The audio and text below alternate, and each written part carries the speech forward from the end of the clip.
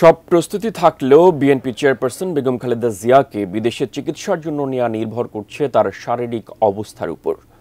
রাতে হাসপাতাল থেকে বাসায় ফেরার পর একথা জানিয়েছেন তার চিকিৎসক ডাক্তার AZM জাহিদ হোসেন। তিনি জানান, 5 আগস্ট শেখ হাসিনার পালিয়ে যাওয়ার বিষয়ে বেগম জিয়ার মন্তব্য এই দিনটি দেখার প্রয়োজন ছিল। বিস্তারিত মনিরুল ইসলাম মিন্টু রিপোর্টে।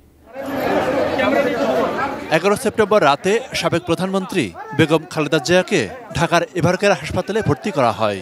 এক সপ্তাহ চিকিৎসা শেষে বুধবার সন্ধ্যা 7টায় আবারও গুলশানের বাসা ফিরোজায় ফেরেন বিএনপি প্রধান। এর আগে প্রায় 1.5 মাস হাসপাতালে চিকিৎসাধীন থাকার পর পরিবর্তিত রাজনৈতিক প্রেক্ষাপটে গত 21 আগস্ট গুলশানের বাসায় ফিরেছিলেন তিনি। বেগম জিয়া দীর্ঘদিন ধরে আর্থ্রাইটিস, ডায়াবেটিস, কিডনি, লিভার, ফুসফুস, হার্ট ও চোখের সমস্যা সহ বিভিন্ন রোগে ভুগছেন। হাসপাতাল থেকে বাসায় ফেরার পর রাতে তার শারীরিক অবস্থা নিয়ে কথা বলেন চিকিৎসকরা। যতই দিন যাচ্ছে ওনার শারীরিক সুস্থতা সত্যিকার অর্থে একটু প্রত্যেকটা ডিজিজ ক্রমান্বয়ে বাড়ছে, যার জন্য ওনার শারীরিক সুস্থতা কখনো কখনো দেখা যাচ্ছে উনি বেশ ভালো আছে এবং অল্প একটুতেই দেখা যাচ্ছে উনি শারীরিকভাবে অসুস্থ বোধ করেন। চিকিৎসকরা এখনও ওনাকে মনে করতে পারছেন না যে 12-13 ঘন্টা জার্নি করার মতো এই অবস্থায় উনি আছেন।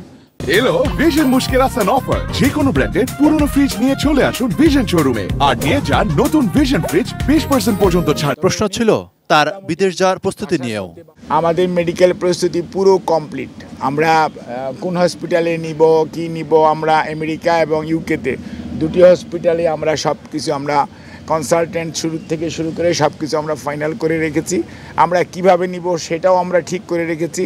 আইনগত যে জটিলতা আছে সেটা বর্তমান সরকারে যারা আইনের সাথে সম্পৃক্ত তাদের সাথেও আমরা কথা বলেছি। কাজে এইটা হচ্ছে এখনকার জাস্ট ওনার শারীরিক সুস্থতা আর ওনাকে নিয়ে যাওয়া, এটার উপরেই এটা নির্ভর করছে। রাজনৈতিক পট পরিবর্তন নিয়ে এক প্রশ্নের জবাবে বেগম জিয়ার পর্যবেক্ষণ তুলে ধরেন doctor Zahid.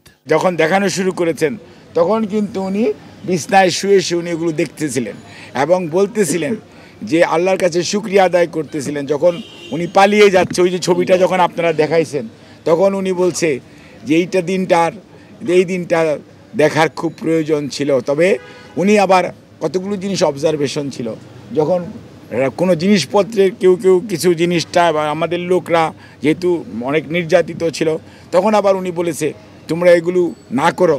Monirul Islam Mintu, ATN news, Dhaka.